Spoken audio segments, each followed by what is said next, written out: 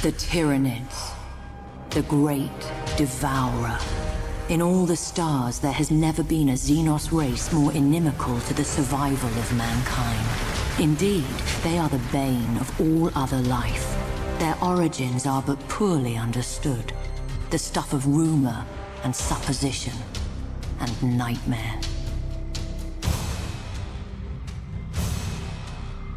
The adepts of Mars believe that a single unknowable consciousness guides the Hive fleets about their voracious purpose.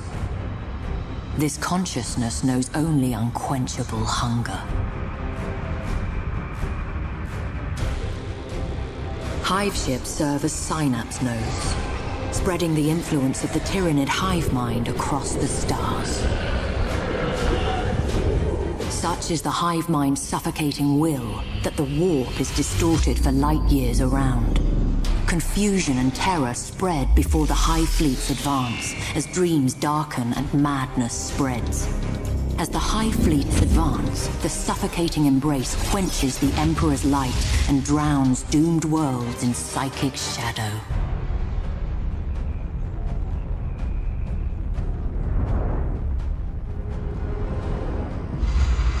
But the greatest threat comes from within.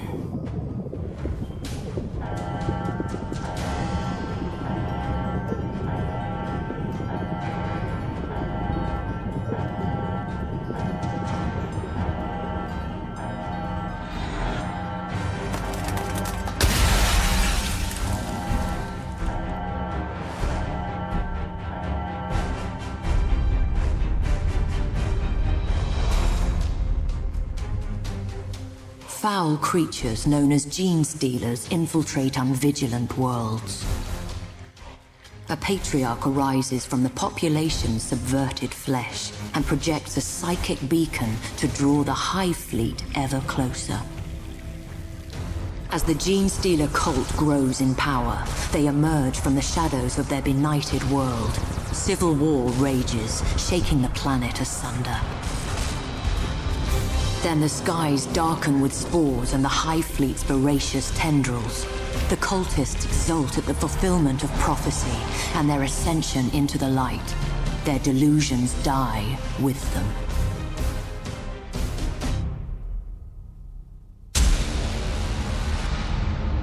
There are many hive fleets, each but a facet of the immeasurable Tyranid threat. Leviathan is the greatest, and has wrought ruin on a scale never before witnessed.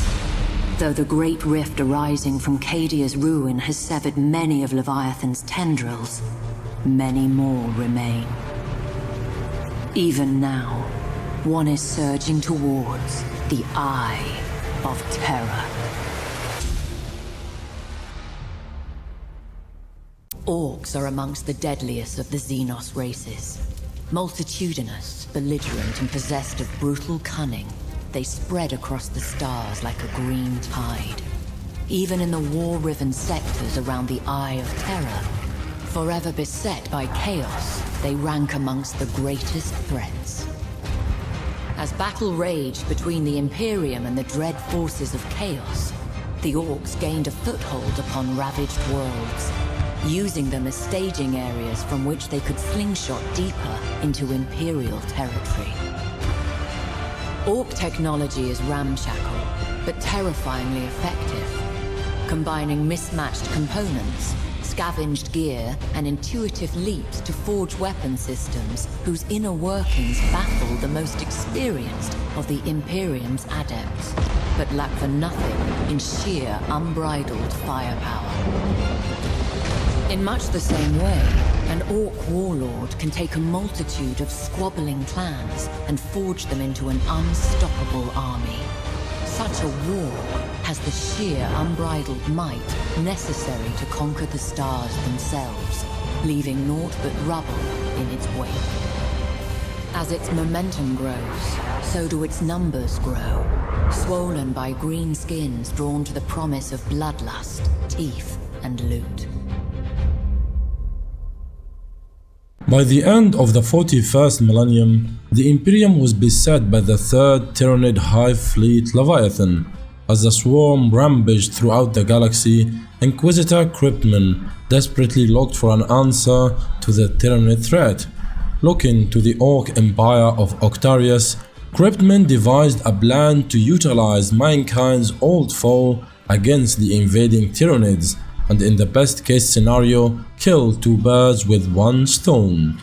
Cryptman led several specially equipped Death Watch teams into the caverns of Carpathia to attempt to capture a brood of live gene stealers in a stasis field.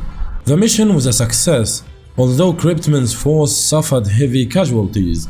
He then planted the brood on board the Perdition's Flame, a space hulk that emerged from the warp in the path of Leviathan. As the gene stealers awoke, he destroyed the moon of Geist in order to divert the hulk's trajectory directly towards the Octarius Empire. As the space hulk entered the Octarius Empire, it was boarded by Ork looters seeking to plunder it, but they were quickly ambushed and impregnated by the gene stealers. They went on to spread the infestation across the entire Octarius sector. After some skirmishes with the invading gene stealers, war bosses from the Blood Axes employed the services of boss Zag Struck and his Volca squad to intercept and destroy the infestation. Even though they were successful, a tendril of Leviathan changed course toward the psychic signal of the gene stealers and invaded the Empire. The Overfiend of Octarius, Blacktooth, launched a counter-invasion directly into the oncoming Hive Fleet.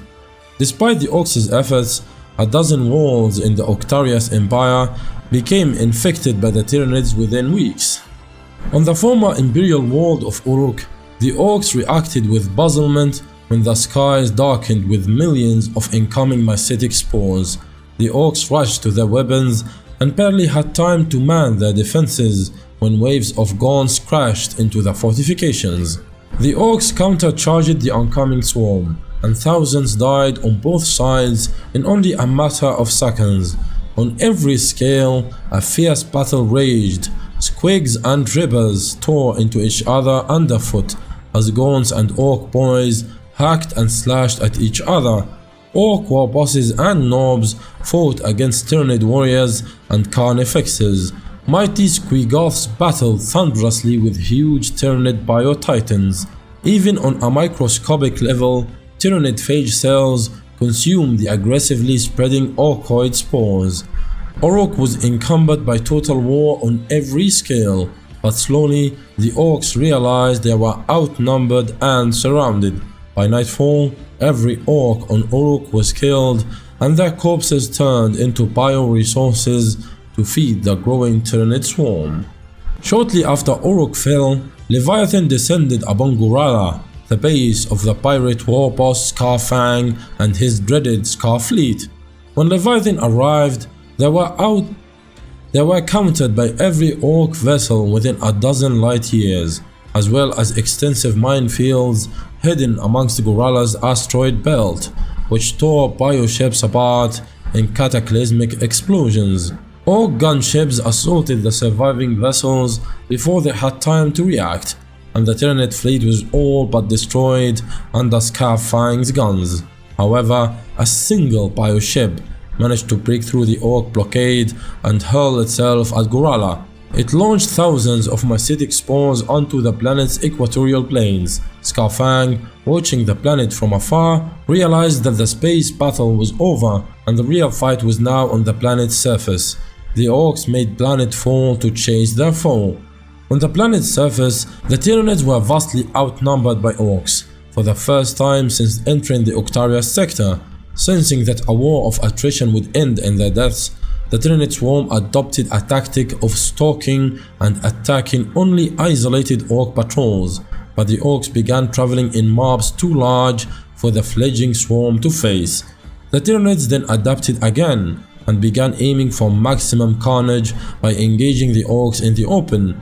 Whenever the Tyranids were on the verge of being overrun, they would retreat in unison and shelter in caves or beneath the ground until night time, when the Tyranid synapse creatures would regather the scattered beasts to the battlefield to feed on the corpses. Ork and Tyranid bodies alike would be devoured and brought to digestion balls secreted in the planet's rocky messes. Slowly but surely, the Tyranids gathered more bioresources and increased their numbers. The growing swarm changed its tactics again to engage ever larger concentrations of orcs in order to win larger sources of bioresources. Scarfang was soon attracted by all the violence and entered the ground war himself. His guttural war cries encouraged orcs to turn the tide of battles in their favor. With the new battle lust that Scarfang inspired, the Tyranids were slowly being pushed back. However, in response, the Tyranids created lectors with the purpose of assassinating Scarfang, but Squighounds foiled every one of their attempts to get close enough. The Tyranids cunningly lured Scarfang out by throwing tides of homogons at the Orks' lines, and then withdrawing when the Orks roused in defense. Scarfang became infuriated as these feints were repeated from different directions, but also withdrew before the Orks could fight back. On the 10th such attack, Scarfang ordered a pursuit. Battle wagons and war trucks bellowed after the swarm directly into a trap. Broods of venom troops surrounded the Orks in a thick, toxic fog, and the convoy of Ork vehicles crashed into rocky outcrops or into each other. As the Orks began to choke to death in the fog, Scarfang stumbled across the venom troops and vented his anger on them. But when the fog receded, Scarfang found himself surrounded by lectors. All his boys had been killed off one at a time, until he was the only Ork left. He managed to take 2 steps towards the enemy before a dozen claws tore him asunder.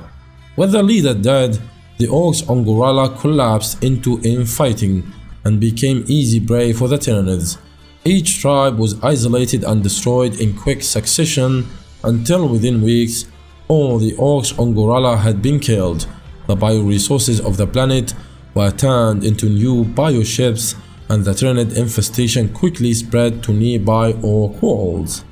On the central world of Octarius, the Overfiend of Octarius, after hearing about Ork, marshaled the tribes and prepared the defenses. When the first wave of mycetic spores arrived at the planet days later, a great cheer went up from the gathered Ork hordes who were itching for a great fight.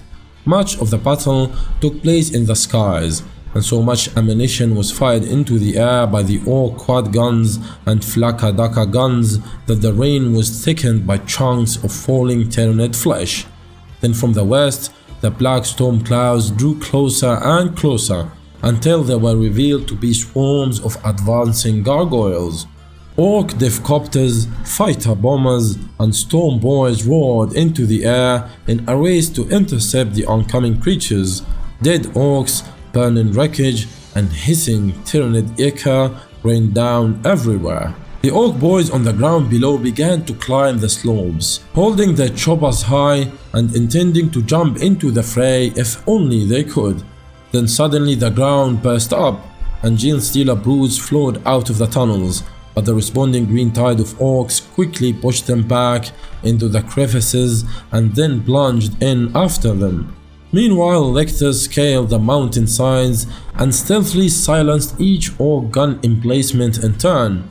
With the large guns down, the rain of mycetic spores doubled in ferocity, and more Tyranids landed on the mountain passes to be met by equal numbers of Orks. Never before had Octarius seen such bloodshed, and the war soon spread from Octarius out to the entirety of the Octarius sector. The Octarius War is continuing to escalate. In 997 M41, several Eldar war hosts entered the war, fighting against both Imperial and Ork forces. In 999 M41, many Imperial wars were caught in the crossfire, as the Sa'im Han Eldar entered the war, and the Raven Guard, White Scars, and Salamander's chapters united to defend the embattled planets. Recent reports indicate that the Tyranid Swarm Lord has joined the assault on the Orks of Octarius. Whether the Orks or the Tyranids win the war, the victor will emerge stronger than before.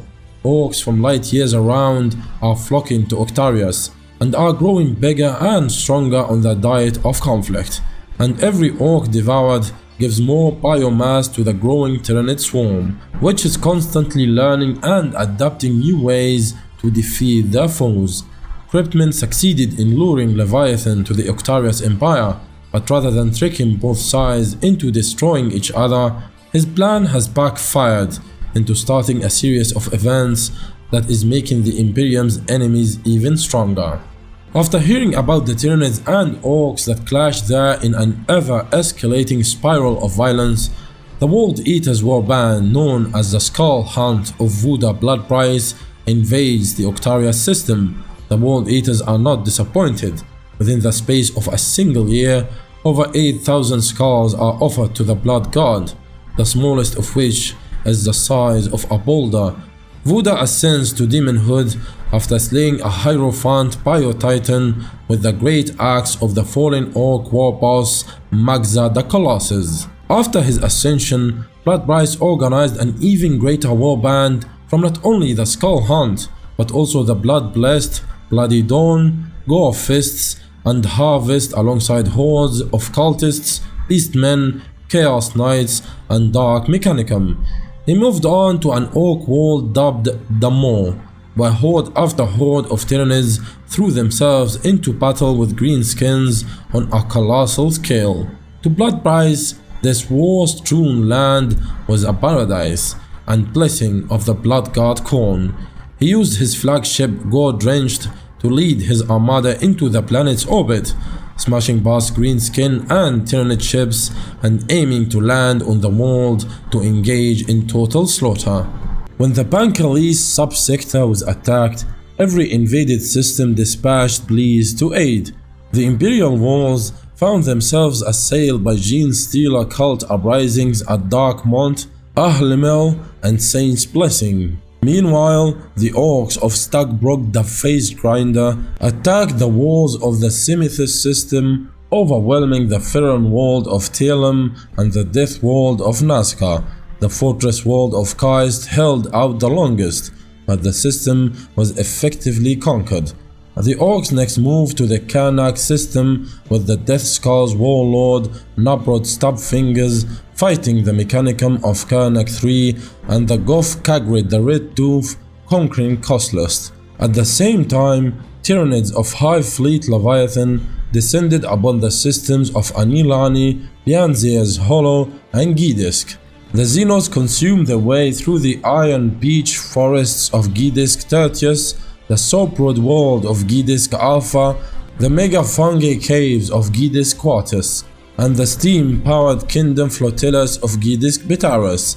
Though elements of Imperial resistance remained, these wars were effectively lost. Even the forces of chaos appeared on a number of walls, with remote tribes revealing themselves as followers of the Dark Gods. On Kerask, full-scale demonic invasion erupted. Amidst the carnage, Imperial forces rushed to aid. The Death Watch from the Eye of Octus Watch Fortress, the Wolf Spear, the Atlantean Spears, Obsidian Jaguars, and Dark Krakens all responded. Dark Kraken's chapter master Mizuniki Ryo dispatched warriors to 3 planets in the Bianzia's Hollow system, tasking 5th Company Captain Krigini Losio to combat the Tyranids on the World of Death of Bianzia alongside Wolf Spear battle leader Rakmir Blue Wolf, Watchmaster Akribjai, and Lord General Militant Arnold Highfist. The Imperials coordinated their next plan of attack. The Space Marines were aided by the Mechanicum of Ryza and Esteban III, each dispatching thousands of Marco Clades and bringing Knight and Titan allies. The Wolf Spear slaughtered a horde of Tyranids by creating an avalanche that drove all the creatures into the Mirror Sea, though the resulting tsunami destroyed Prometheum rigs on the sea's bed. Locals on the Great Lakes of Beldathusa drove swarms of Tyranids onto the weakest part of the ice, sending countless of the Xenos into the freezing waters.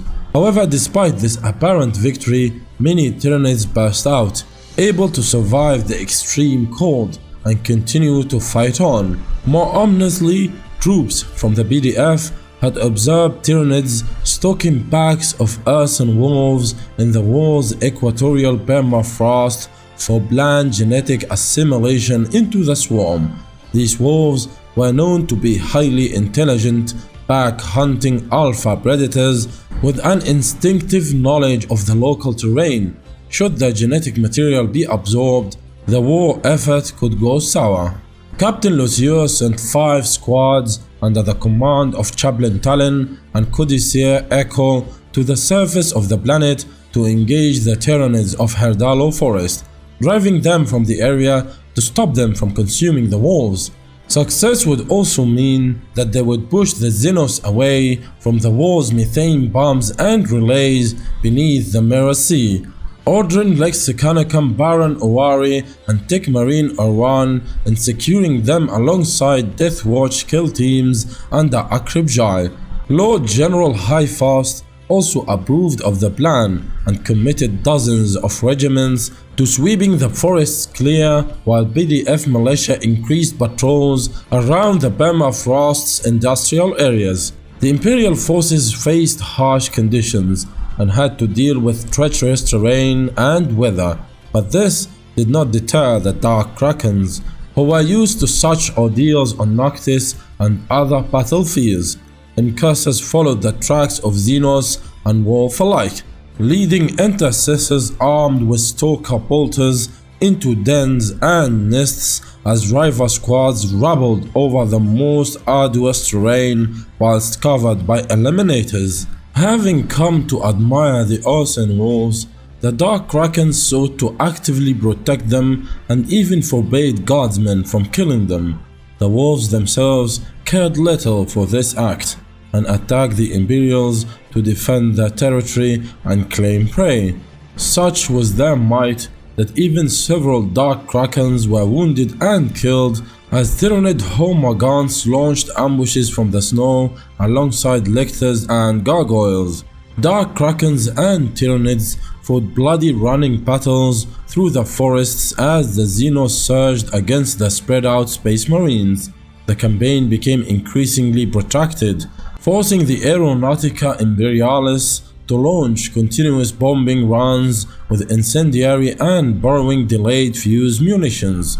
A war of attrition soon broke out as the Dark Krakens threw back a beast surge in the Glunhill Valley, emerging bloody but victorious after 5 companies of the 602nd Truscan Snowhounds vanished without a trace.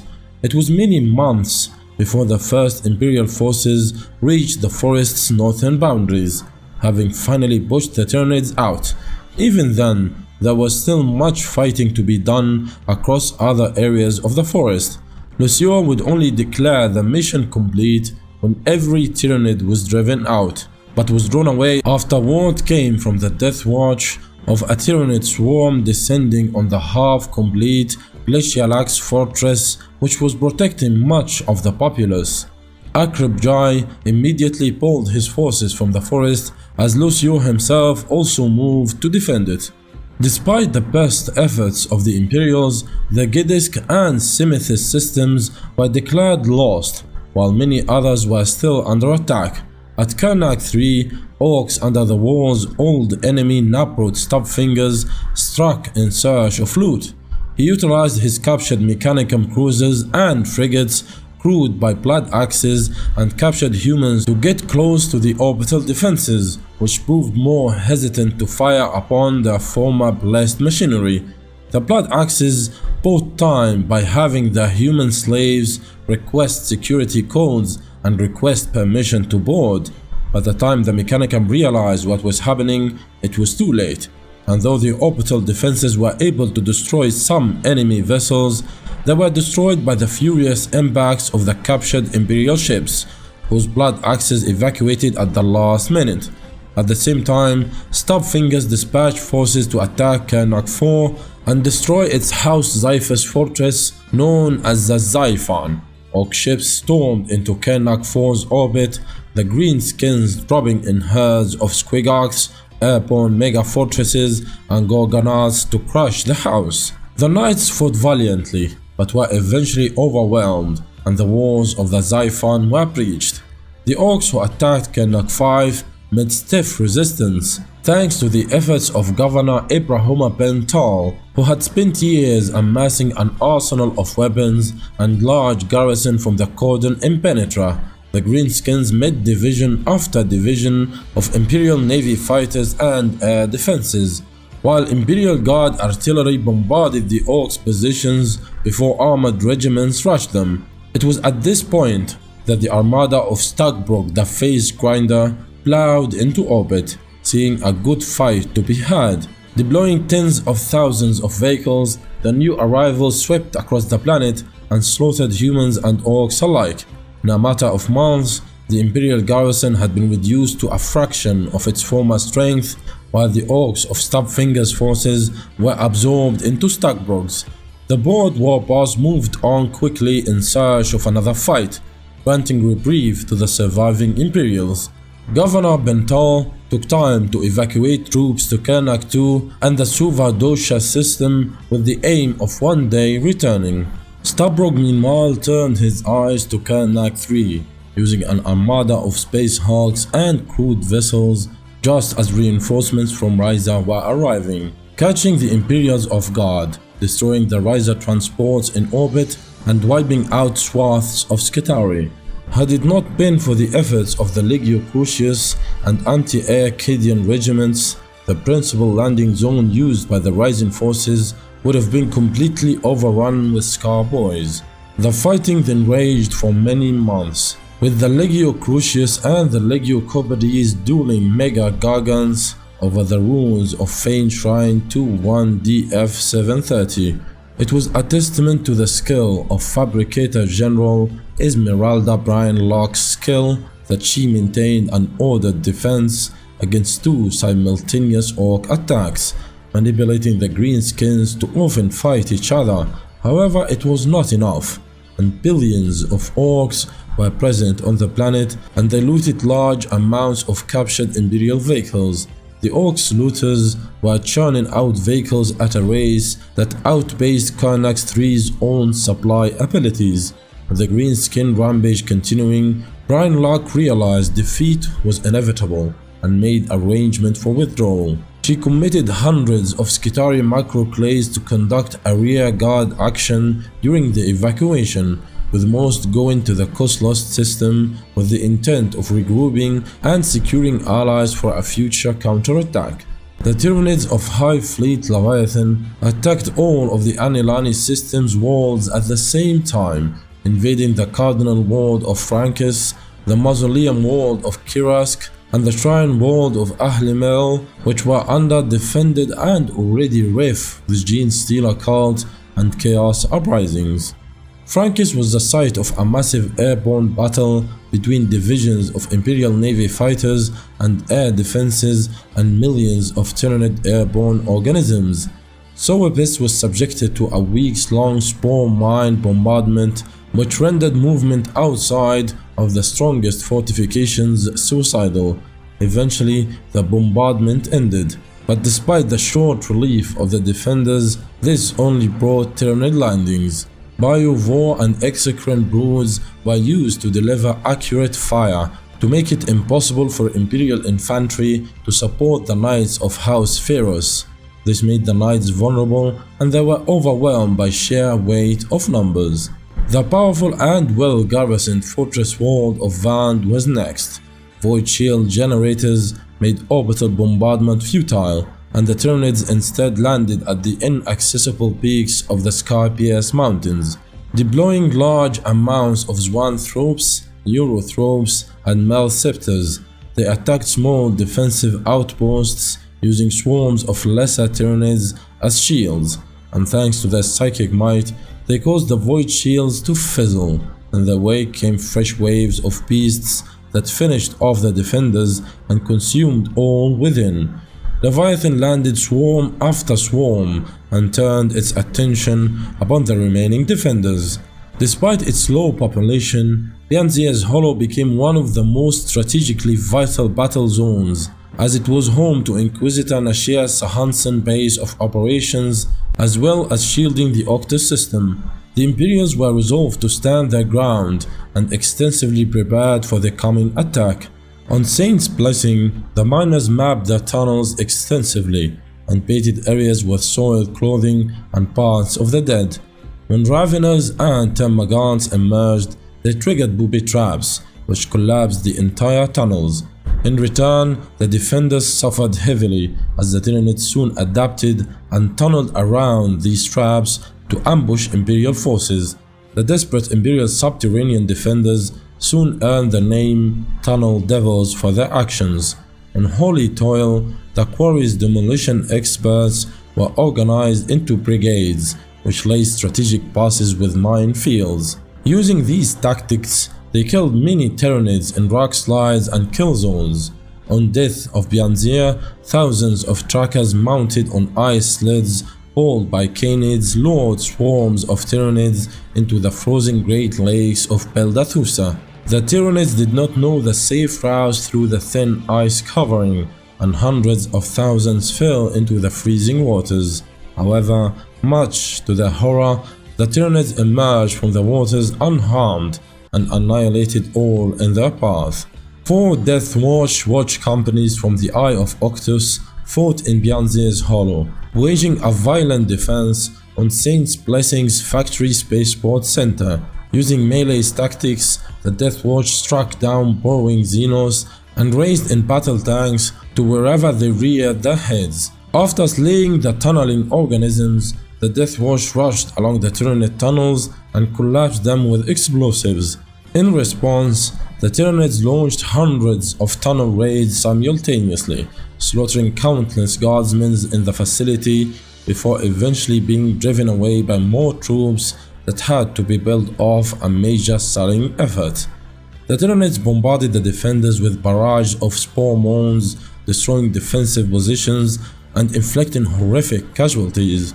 Despite the heavy fire, Death Watch kill teams calculated targeted telemetry for Imperial counter-battery fire that silenced the Xenos gun beasts, creating breathing space they needed to throw back the frontal and aerial assaults. The defenders held on, and more Tyranids were drawn in, and without the Death Watch's actions, Bianzir's Hollow would not have stood its ground against the Xenos. However, the Imperials paid a heavy price, and while the Tyranids' advance was eventually broken, it would take years before surviving Xenos were purged from the system completely. The Kosolost system became the site of the most vicious fighting in the Bancalius subsector. Governor Helmagat Cast of the manufacturing world of Kosolost Prime wasted little time in joining the Cordon Impenetra, upping its production quotas and forcing nearby walls to constantly supply the capital. Despite plentiful garrisons and Imperial Navy flotillas, the first threat to the system came from internal uprisings. Driven by the governor's brutal policies, heretical and geostealer cults grew in strength and waged their own guerrilla war. The Imperials' heavy-handed retribution only further fanned the flames of the rebels. Into this came the Tyranids and Orks of Khagrid the Red Tooth. However, Cast issued orders that Imperial forces were only to intervene in battles between the Xenos only if they caused significant damage to each other, or if the battle risk escalating to a point where it became so large it was uncontrollable. It was a strategy that worked to great effect. On Dark Month, Genestealer cults of the Shadow Rock Coil dominated the mountain range known as the Spine. Imperial Guard Tanga Wood Warriors, Dark Mountain Mountaineers, and Kosolost Prime Cannoneers had been attempted to exterminate cultist activity for months, but to no avail. When Orks were observed approaching, the Imperials quietly withdrew and let the Greenskins engage the Genestealer cultists. The war was tracked by Imperial reconnaissance, and as the Xenos destroyed one another, humanity regrouped and rested. The Greenskins eventually won, and when they left the mountains, they came up against the fresh and well-supplied Imperial forces who badly mauled them. The Imperials still suffered great losses, however, with Fandal's equatorial marshlands all but impossible to defend thanks to the intense heat and megafauna. On Gratu, as much Imperial forces were relieved by Tyranid forces consuming Jinn Steel cultists and heretics, they were driven to near extinction by the Xenos consumption of local livestock. Entire regiments were forced into quarantine after they were caught eating Tyranid corpses out of desperation. On Earnwald, a battle between Orks and Tyranids spiraled into vital factory cities. Ultramar Auxilia's super heavy tanks dueled with mobs of Stompers and Bio-Titans, as Weisberg heavy tracks and Kidian armor clashed with speed mobs and battle wagons. Hundreds of thousands of troops were committed to the effort, emerging victorious, but seeing 90% of the factory district destroyed. Had it not been for constant uprisings, Imperial forces may have emerged victorious far more easily. Fighting on Kosolust Prime became long, drawn out and desperate. The Imperials absorbed waves of Xenos attackers as the rest of the planets were devastated. However, the Imperials were able to hold and eventually launch a counterattack, emerging victorious but weakened to the point of being able likely survive another invasion. Such was the carnage in the Pancalais battlefront that it became known as the Pancalais Cauldron. Scattered Imperial resistance remained in the Simithis, Kernak, Anilani and Gedesk systems, but they had otherwise all but fallen. Kosolust and Bianzir's Hollow still held despite furious attacks, but it was deemed inevitable that they would be attacked by renewed Xenos invaders. The Veloria expedition was organized after Inquisitor Athocles van Roth grew concerned at the state of the Tyranid and Ork War. Deathwatch kill teams of the Eye of Octus discovered an Ork mech invention by self-appointed King Mech Bat Crusher that disturbed the synaptic control signal of the Tyranids. The Death Watch from Watch Company Secundus under Watch Captain Diox Glycus successively seized the device, which was embedded into the King Mech's own skull as a crown. Glycus delivered the device to Van Ruth, who sought to use it to turn the tide of the war.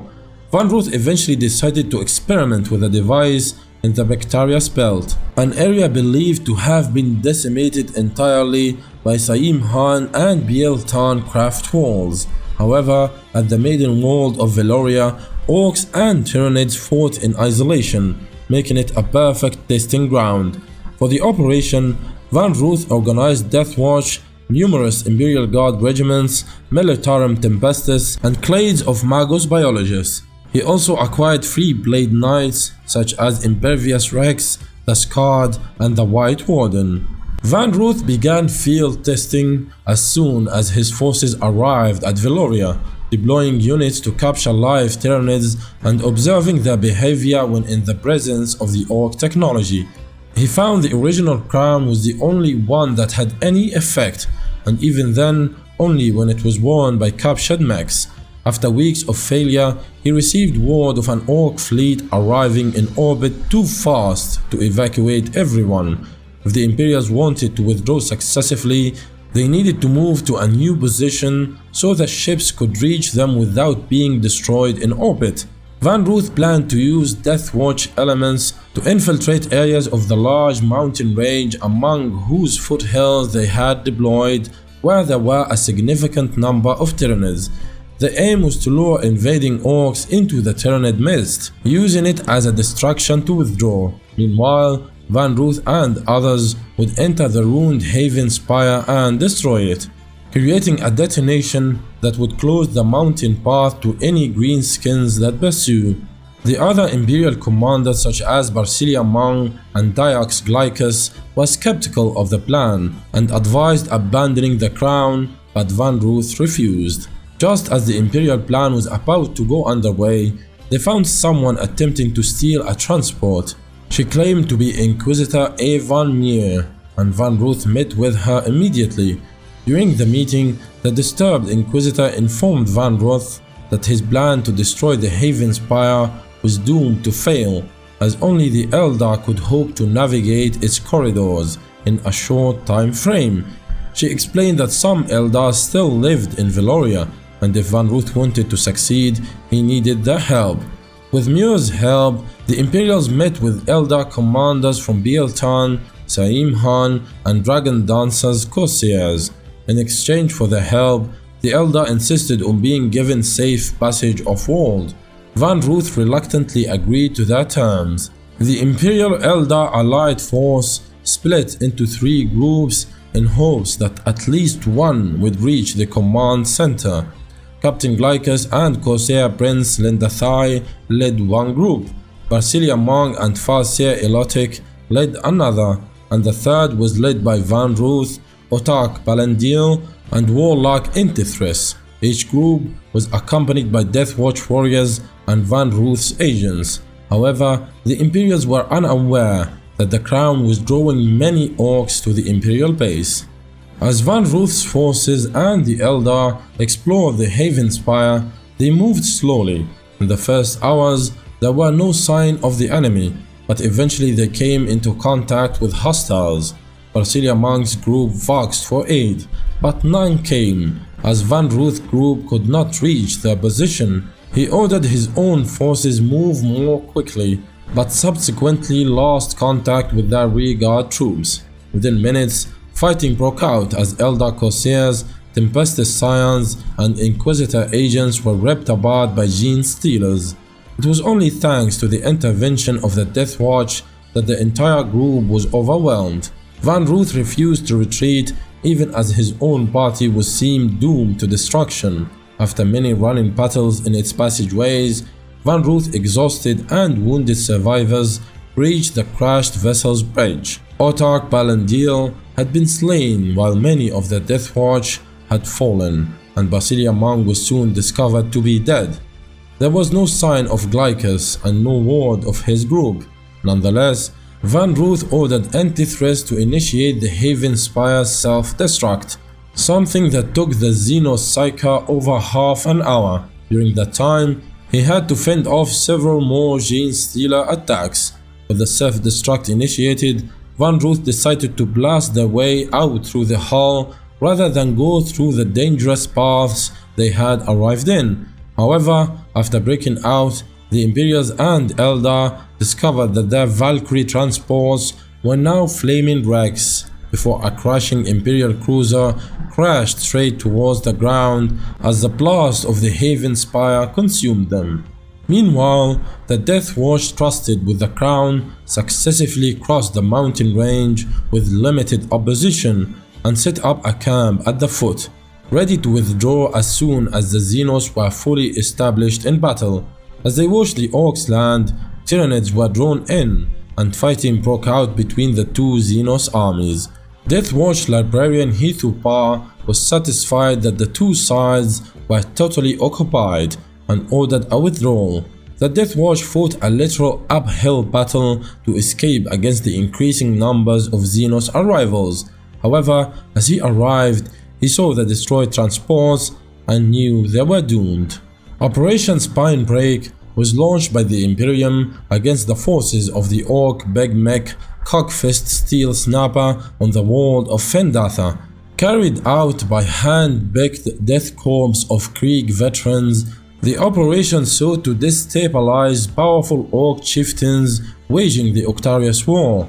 After many weeks of training and preparation, the Krieg kill teams were each given a primary target as well as secondary objectives. Thousands of Death Corps guardsmen were deployed under cover of darkness, miles from Cockfist's capital Scrap City, before one force launched a suicidal destruction which allowed the others to infiltrate the Greenskin settlement. Not every guardsman reached Cockfist's city. Many were set upon accidentally by roving speed freaks or slaughtered by beast snaggers. However, the alarm was not raised, as the Orks had only recently conquered the planet and thought they had found survivors. In all, barely half of the Krieg kill teams reached the city, all exhausted and low on rations. Days later, they finally infiltrated the Ork city proper after being pushed off course by Greenskins' attacks. Due to its industrial output, used as an astropath relay post and strategically important location, the Forge World of Sigma Alstari was the only system in the Cordon Impenetra to not be abandoned by Inquisitor Nashir Sahansen. Commanded by Fabricator General Ironric Phlogistok, its forces were formidable and included a vast fleet of defense monitors and thousands of macroclades of Skitarii. However, millions of refugees now fled to the world, with many being used as slave labor by the Callus Mechanicum. The rest were herded into camps on worlds such as Nirvana, Abundantina, and Mola Saxum, or left to rot in their transport ships for months. As the refugee crisis swelled, the first sign of Tyranid bioships were discovered. The Tyranids first struck at the ocean world of Deturia. The Xenos were met by heavy anti-aircraft fire, barrage balloons, and minefields. These Tyranids were eventually defeated by an enormously risky operation that saw the majority of the Imperial hunting flotillas gathering one place and drawing in the Tyranids, only to unleash flights of gunships with atomic depth charges. At Sigma Ulstari itself, the defenders were aided by its vast toxic oceans. Gene Stealers and Lectors identified these as threats and put down warning scents to make sure the Tyranids would avoid them, forcing the Xenos into several bottlenecks. The Tyranids were met in these places by not only Skitarii, but also Imperial Guard, Knights, and the Legio Ferro Castrum.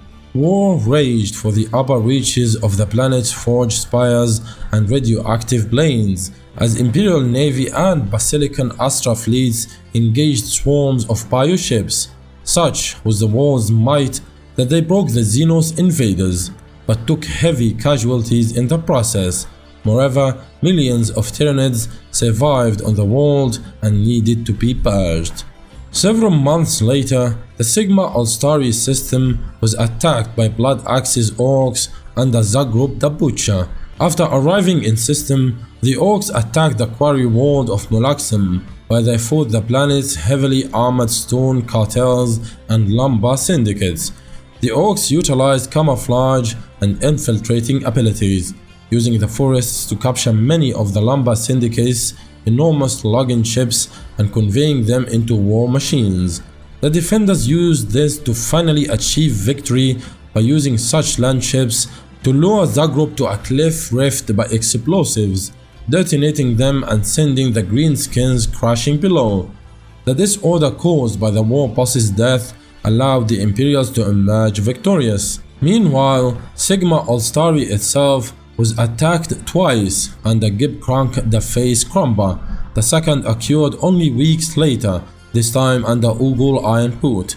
As with the Tyranids, the Greenskins were forced to land on the Forge Wall's land masses, but this time the Imperial defenders were exhausted from their previous war.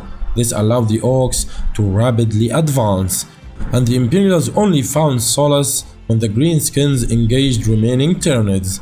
Eventually, due to the sheer power and tenacity of the Forge Wall defenses, the Orks were defeated, but Fabricator General Flagstock knew they could not survive another attack. The next invasion to strike at Sigma Ulstari was larger than any before, coming in the form of a massive wave of Tyranids who had adapted to the chemicals of the Forge Wall's seas. Taking the Imperials by surprise, the Tyranids nearly gained a beachhead at Forge Spire Thetis Secundus, but were foiled thanks to the efforts of Baron Carolan of House Galerius. Meanwhile, Imperial Navy aircraft of the 813th Division scrambled and saved Forge Spire Fion Primus from invasion. However, more and more Forge Spires came under attack as the Tyranids emerged, often appearing up through refused tunnels and emerging in the spire underbellies. Hundreds of thousands of Skitarii and Electro-Priests were lost in struggles to take down tunneling Ordinatus-sized Bio-Titans. The Imperial forces were now under immense strain, but the situation grew even worse when word of an enormous Ork invasion fleet arrived. The Greenskins appeared suddenly, brought by surprise warp storms that erupted within the Ork Empire of Octarius. They were led by Tuska Grub World Killer, who led his snakebite hordes down upon Sigma Alstari in search of new foes. World Killer's appearance took the Tyranids by surprise, as much as it did the Imperials, forcing Bioship Armada's task with finishing off the remaining Imperial vessels to break off and intercept the Greenskin Armada. On the surface, the Greenskins engaged Tyranids attacking forge walls, and tripartite slaughter soon broke out. World Killer himself targeted the capital of Sigma Alstari and Fabricator General Flagstock's own seat, the Forge Spire of Alpha Primaris. The war boss sent enormous hordes to attack both routes to the Forge Spire. At Alpha Tertius, confused infantry combat erupted thanks to the presence of kilometer-high wreckage and mangled superstructures. Here, commandos hunted their foes while battle sisters burst chamber after chamber. In the end, the Ork numbers, tenacity, and sheer enjoyment saw them victorious and pushed through. The fighting at the cog wall went no better for the Imperials, with not even Titans of the Legio Ferrocastrum and Knights of House Secarus powerful enough to stop a tide of Gargants and Squigoths. Salvation of Sigma Alstari came in the form of the rogue trader Ava Falmore's Vengeance-class Grand Cruiser, the riches he bestows. With it came the Retribution-class battleship Faithbringer under High Admiral Hireka Ejon and Indomitus Crusade Fleet Primus's Task Force 5. However, most imposing of all was the arrival of the Eternal Crusader, flagship of the Black Templars and commanded by High Marshal Helbrecht himself. The newly arrived Imperial forces wasted no time as the fleet broke up and set for different targets. Several Black Templars warships moved to reinforce other besieged walls of the system as the rest raced for Sigma Alstari and smashed through the cordon of battling Ork and Tyranid ships. In a matter of hours, the Imperials had broken through and were now arriving at Sigma Alstari itself, landing waves of troop transports with millions of troops, tanks, knights, and titans. Many of these landers were lost to marauding Ork aircraft, but many more landed, and with them came Black Templars, Rift Breachers, and axes of the Emperor drop bards and gunships, which were deployed where the fighting was thickest. The Rift Breachers and axes of the Emperor landed at Alpha Tertius under heavy gunship support as lances of knights from House Dathus and House Mundist moved to relieve the cogwall. However, World Killer would not be denied his prize and continued to push through the cogway towards Alpha Primaris despite the new arrivals. Using 6 gigantic explosive-rigged uptring rams pulled by Orkasauruses, World Killer was set to smash through the final wave of defenses as Helbrecht himself sought to intervene and prevent disaster. The ensuing battle became the most intense on the entire Forge world, with Aeronautica Imperialis fighters battling the Greenskins for aerial supremacy as Imperial Guard armored columns surged forward to intercept the ramshackle Greenskin vehicle armada. Helbrecht was frustrated by the inability of these attacks to stop the advance of the Orkasauruses, before realizing these creatures' armored howdahs were unshielded and thus could be boarded. Black Templars and Archaeopters carrying Sicarian-class Skitarii raced towards the Orkasauruses under heavy fighter attack. Barely half of the Imperial aircraft reached their targets, but the Black Templars and Skitarii bravely boarded the Ork beasts nonetheless. Helbrecht himself landed upon the foremost Orkasaurus, believed to be carrying World Killer himself. Vicious battles erupted in the multi-story tall howdahs of the Orkasauruses as Helbrecht came face to face with World Killer. In the ensuing battle, the warboss countered every one of the High Marshal's attacks, and a counter-strike snapped one of the Space Marines' arms. World Killer next punched Helbrecht in the face, cracking his skull and forcing him to one knee. As World Killer positioned himself for the final blow, Helbrecht fired his Combine Melta Duties burden at point blank. causing the warpath to drop to the floor in pain and allowing the High Marshal to drive his sword through his head. With his foe finally slain, Helbrecht saw that the other boarding operations had also succeeded in boarding the Orkasauruses and stalling the attack. The Swarm Lord itself led the invasion of the Octarius system with billions of bioforms, isolating and besieging each individual Ork-held planet. The planet of Uruk fell in a matter of days, while the orbital Junker port of Olmec became the site of an enormous void battle between ramshackle vessels and titanic bioships. The big mix of the super rock Gox's bonds rolled out increasingly bizarre weapons by the thousands, turning entire broods to dust with barrages of lightning or reducing them to puddles of goo with gravitational distortions. Much of the fighting at Olmec and Gox's bonds was done in narrow confines and choke points, which were well known to the Ork defenders, allowing for many blood axe ambushes and infiltration boardings of bioships. The speed freaks of Gorgak the Spleen Ripper fought subterranean Tyranids on Dakazot, causing cave-ins when the greenskins rode over them. This only entertained the Orks more, who ran over any Tyranid that peeked its head through the surface. Meanwhile, the billions of Orks at Bad Squig and thousands of Squigosaurus and a Gargant Stormcrumber enthusiastically engaged the Tyranids, mobilizing every Ork upon its surface and declaring the time of the big kill. Stormcrumber lost an arm, leg, and an eye in a failed attack to tame a captured Carnifex, but merely viewed this as a setback. Even Octaria, capital of the Ork Empire and seat of the Overfiend of Octarius, came under renewed attack, already the site of massive battles between Orks, Tyranids, and Khornate forces. The Swarm Lord himself led a major push that sought to finally break the stalemate. The Swarm Lord's vast biofleets splintered off and attacked other worlds in an attempt to draw away Ork reinforcements and supplies. Uruk was quickly consumed and its resources dedicated to the coming push.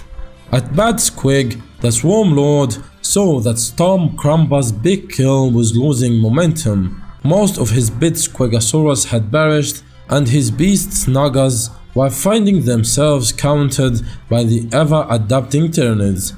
Orks were getting fewer and fewer kills, creating rising resentment that saw Stormcrumber's authority challenged.